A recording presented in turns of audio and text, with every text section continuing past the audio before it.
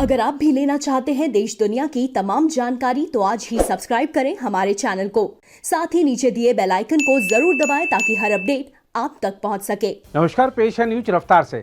शिवसेना प्रमुख उद्धव ठाकरे ने मंगलवार को गुवाहाटी में डेरा डाले अपनी पार्टी के बागी विधायकों से मुंबई लौटने और उनसे बात करने की अपील की। ठाकरे ने एक भावुक पत्र में अपील करते हुए कहा कि अभी बहुत देर नहीं हुई है। उन्होंने कहा, मैं आपसे अपील करता हूं कि आप वापस आएं और मेरे साथ बैठें तथा शिव सैनिकों और जनता के बीच बने भ्रम को दूर करें। उद्धव ठाकरे ने कहा, अगर आप वापस आते हैं और मुझसे बात करते हैं तो कोई रास्ता जरूर निकलेगा। उन्होंने कहा कि पार्टी अध्यक्ष और परिवार के प्रमुख के रूप में मुझे अब भी आपकी परवाह है। उधर बागी नेता एकनाथ शिंदे ने उनके समूह के 20 विधायकों के महाराष्ट्र के मुख्यमंत्री उद्धव ठाकरे के संपर्क में होने के दावे को खारिज करते हुए कहा है कि वह जल्द ही मुंबई लौटेंगे। गुवाहाटी के लग्जरी होटल में ठहरे एकनाथ शिंदे आज मीडिया के सामने आए और कहा कि ये सभी विधायक हिंदुत्व को आगे ले जाने के लिए स्वेच्छा से यहाँ आए हैं। उधर महाराष्ट्र में जारी राजनीतिक उठापटक के बीच नेता प्रतिपक्ष और पूर्व मुख्यमंत्री देवेंद्र फडणवीस मंगलवार को राजधानी दिल्ली पहुंच गए। फडणवीस ने गृहमंत्री अमित शाह, बीजेपी अध्यक्ष जेपी नड्डा तथा पार्टी के अन्य नेताओं के साथ गहन मंत्रणा की। फडणवीस के साथ वरिष्ठ वकील महेश जेठमलानी भी दिल्ली आए हैं। भाजपा सूत्रों ने बताया है कि पार्टी महाराष्ट्र में सरकार बनाने को लेकर इस बार किसी प्रकार की जल्दबाजी नहीं करेगी, क्योंकि 2019 में फडणवीस ने अजीत पवार के नेतृत्व वाले एनसीपी के एक धड़े के साथ मिलकर सरकार बना ली थी, लेकिन तब उन्हें 2 ही दिनों में इस्तीफा देना पड़ गया था। भाजपा नेताओं का मानना है कि उद्धव ठाकरे के नेतृत्व वाली एमवीए की सरकार आखिरी सांसें ले रही है, लेकिन बीजेपी इस बार अपने कदम फूंक फूंक कर आगे बढ़ाएगी।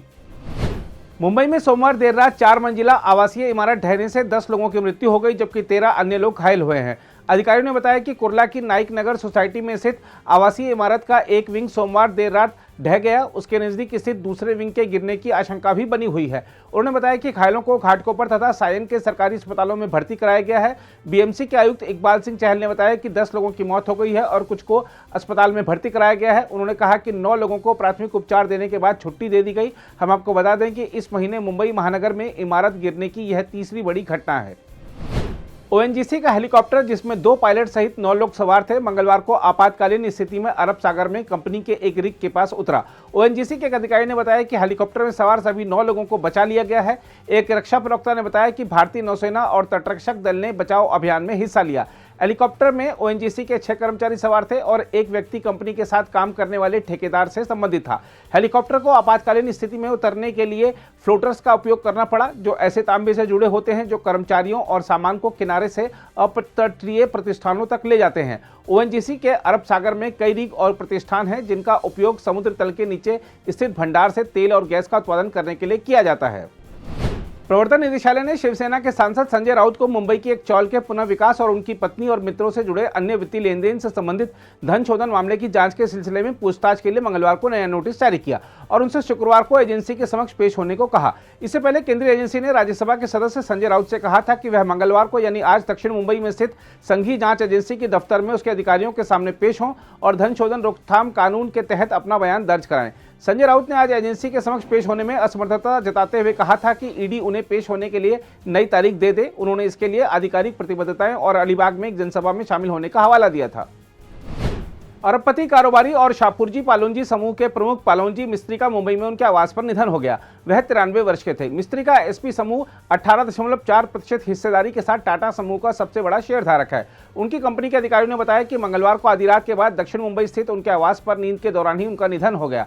उन्होंने आयरलैंड की नागरिकता हासिल कर ली थी। प्रधानमंत्री नरेंद्र मोदी ने उन्हें श्रद्धांजलि देते हुए ट्वीट किया कि वह पालोनजी के निधन से दुखी हैं। मोदी ने कहा, उन्होंने वाणिज्य और उद्योग की दुनिया में महत्वपूर्ण योगदान दिया है। उल्लेखनीय है कि मिस्त्री को 2016 में भारत के तीसरे सर्वोच्च नागरिक पुरस्कार पद्म भूषण से सम्मानित किया गया था।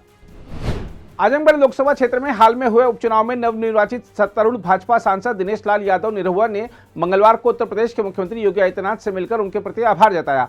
सांसद, भोजपुरी फिल्मों के अभिनेता और गायक दिनेश लाल यादव निरहुआ ने अपने समर्थकों के साथ मुख्यमंत्री से मुलाकात की और उन्हें भगवा अंगवस्त्र पहनाकर सम्मानित किया तथा श्रीराम की प्रतिमा भेंट की। निरहुआ ने ट्वीट किया, माननीय मुख्यमंत्री योगी आदित्यनाथ जी का आजमगढ़ की देवतुल्य जनता और कार्यकर्ताओं की ओर से आभार व्यक्त कर उनका दिव्य आशीर्वाद प्राप्त किया।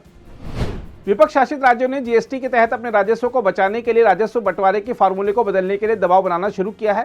हम आपको बता दें कि जीएसटी लागू होने के कारण राज्यों के राजस्व की क्षतिपूर्ति की व्यवस्था इस महीने खत्म हो रही है। उल्लेखनीय है कि केंद्रीय वित्त मंत्री निर्मला सीतारमण की अध्यक्षता में सभी राज्यों और केंद्र शासित प्रदेशों के प्रतिनिधियों की जीएसटी परिषद की 47वीं बैठक मंगलवार को चंडीगढ़ में शुरू हुई। यह बैठक 29 जून तक चलेगी। माना जा रहा है कि परिषद 1000 रुपये प्रतिदिन किराए वाले होटल कमरों समेत विभिन्न सेवाओं पर जीएसटी छूट को वापस लेने की सिफारिशों पर विचार करेगी। साथ ही अस्पताल में भर्ती मरीजों के लिए 5000 रुपये से अधिक किराए वाले कमरे आईसीयू को छोड़कर पर 5% जीएसटी लगाने पर भी विचार कर सकती है। इसके अलावा पोस्ट कार्ड और अंतर्देशीय पत्र, बुक पोस्ट और 10 ग्राम से कम वजन के लिफाफे को छोड़कर अन्य डाकघर सेवाओं पर कर लगाने पर विचार के साथ ही चेक पर 18% की दर से कर लगाने पर विचार किए जाने की संभावना है।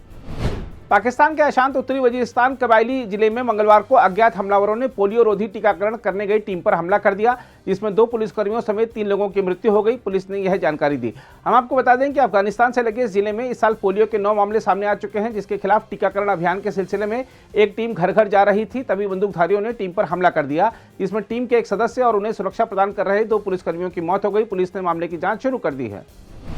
भारतीय बैडमिंटन खिलाड़ियों बी साई प्रणीत और समीर वर्मा को Malaysia open super 750 badminton tournament के पुरुष एकल के पहले दौर में कड़े मुकाबले में हार का सामना करना पड़ा।